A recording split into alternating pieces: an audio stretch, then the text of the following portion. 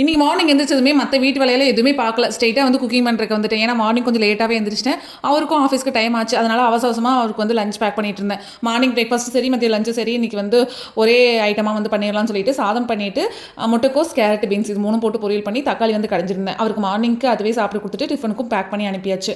அதுக்கப்புறம் மிஷின்ல வந்து துணி போட்டிருந்தேன். அதையும் எடுத்து வெளியே காய போட்டிருந்தேன். மதியானம் அப்படிங்கும்போது நல்லாவே வந்து காஞ்சிருச்சு. ஸ்டவ்ல பால் வச்சிருக்கிறதையே நான் வந்து மறந்துட்டேன். நான் பாட்டுக்கு துணி எடுத்துட்டு பொறுமையா உள்ள வந்து பார்க்கும்போது பாலெல்லாம் நிறைய பொங்கி கீழே போயிடுச்சு.